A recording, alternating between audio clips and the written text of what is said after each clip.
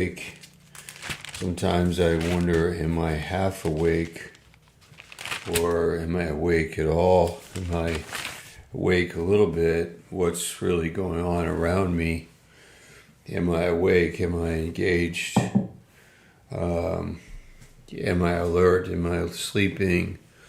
Light in my eyes, lest I sleep the sleep of death. Psalm, is it 13 or 113? Let me think. 13. Yes, 13.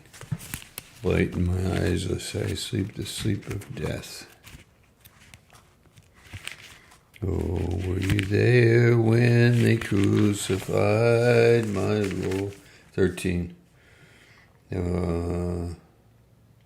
Verse 3. Consider and hear me, O Lord my God. Light in my eyes. Light in my eyes, meaning enlighten my eyes, lest I sleep the sleep of death. Have you ever been embarrassed waking up, realizing you're missing something? Yeah, of course, we have seen that happen. So Jesus told a parable, Matthew 25. Were you there when they crucified my Lord? Were you there when they crucified? Oh, sometimes it causes me to tremble, tremble, tremble. Were you there when they crucified my Lord? Were you there when they nailed him to the tree? Were you there when they nailed him to the tree? Oh, sometimes it causes me to tremble, tremble, tremble. Were you there when they nailed him to the tree? Maybe today you want to remember that song. It goes, when they crucified my Lord, when they nailed him to the tree, when they pierced him in the side, and when they laid him in the tomb. Oh, I don't know how that goes. Sometimes it causes me to tremble, tremble, tremble. Were you there when they pierced him in the side? Why does it cause me to tremble? Because I wake up and I realize we did this to the Son of God. We did this to the Son of God. It causes me to tremble. Tremble, tremble. Were you there when they laid him in the tomb? You know, like realizing reality. And this is beautiful. We are with believers that want to be awake, that want to believe, want to embrace faith, want to act in faith. We are with believers that want to be awake. We are with believers that are anticipating the second coming. And this is, an awesome thing about the people that we hang out with. We are wanting to embrace what we believe. The second coming of Christ is one of those truths where I don't want to be like just going on in life in my own fancy, my own preferences, my own opinions, my own priorities, my own entertainments, my own recreations, my own mindset, my own preferences, my own desires.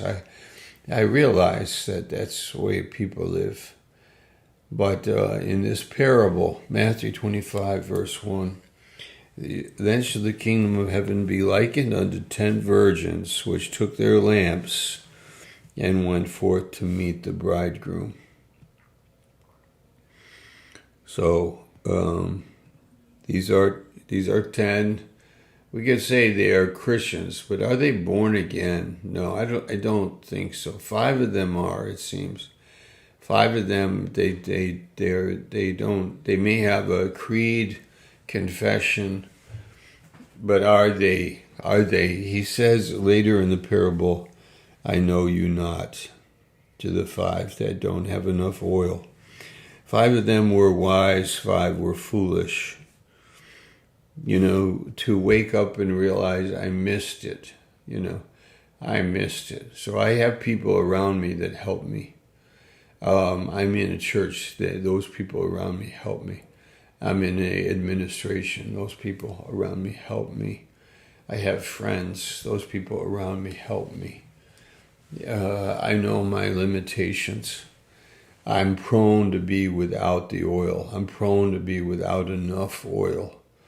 I'm prone to be, lacking. So it may not be my preference to be getting advices. It may not be my preference to be leaning on people, and I don't, but I welcome the godly influence. If you have oil in your lamp, I would like to also have it. And I have to get my own.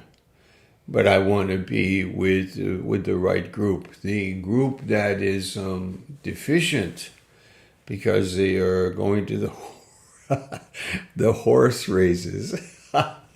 They're going to they're deficient because they are not they are distracted. They're distracted. So they have other priorities, and to have a mind, and I find that I get to do many, many awesome things in my life, but it's related to this spiritual mindset where we, in our hearts, ask God to wake us up, enlighten our eyes, hear a message, enjoy it, practice it, embrace it, believe it. It's sweet in our mouth, bitter in our stomach. It is sweet. I realize it is true, and yet the effect of it may be not so pleasant, but it's much better to embrace the truth and live that way than it is to fool myself. So here we have verse 4.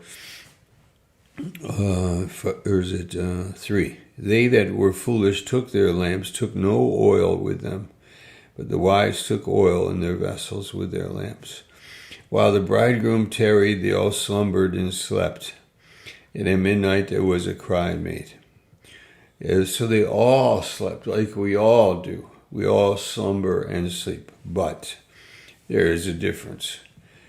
Then all those virgins arose and trimmed their lamps. This is late at night, midnight. This is when the bridegroom is coming. The foolish said, give us of your oil, for our lamps are gone out. But the wise answered, saying, meaning they didn't have enough. They didn't have enough. They didn't have what was needed. They were caught. It didn't work. It wasn't enough. On a battlefield, facing death, I want to have enough if I can. Being sick, I want to have enough. I want to have enough. When that hour comes, midnight hour, I don't have. But we're making the effort by being with the 5 and being ready and being alert that Jesus is coming soon. He's coming back. The prayer march in Washington, D.C. was awesome, more than 100,000 people. It was an awesome time, a really great time. And I felt I was with people that were awake with oil in their lamps. And the foolish said unto the wise, give us of your oil for our lamps. But the wise answered, we're not so. lest there be not enough for us and you, but go ye rather to them that sell and buy for yourselves. Yeah, verse 9, it's too late now. It's too late to get for yourself. It's like now being ready, being prepared. So Bible college training, faith obedience. Why not evangelize today? Why not share our faith? Why not do it by faith? Why not be exercised in faith? Why not? And it says, while they went to buy, the bridegroom came, and they that were ready went in with him to the marriage. The door was shut. Afterward came also the other virgins, saying, Lord, Lord, open to us. But he answered and said, verily I say unto you, I know you not. I wonder how many people say they are Christians, but they're not born again. I wonder how many people go to a church, but are they saved? I wonder how many people go through the external things, but in their hearts, are they changed? Are they loving God, receiving from God, growing in grace? Are they learning the Word? Are they practicing this Word by faith? Are they growing in His grace, learning Him, enjoying Him, using their gifts, loving each other, trusting, believing? Okay. But he answered, I know you not. Watch therefore, for you know neither the day nor the hour wherein the Son of Man comes. The Son of Man is coming. Let's be awake and watch and waiting. And we had our pastor's retreat. I felt it there in our hearts. We want to be awake and watch and waiting. And that's the lesson for today. Were you there when they crucified my Lord? Oh, sometimes it causes me to tremble, tremble, tremble. Then were you there when they nailed him to the tree? Were you there when they pierced him in the side? Were you there when they laid him in the tomb? And that the song could go longer. Yeah, amen. God bless you. See you tomorrow.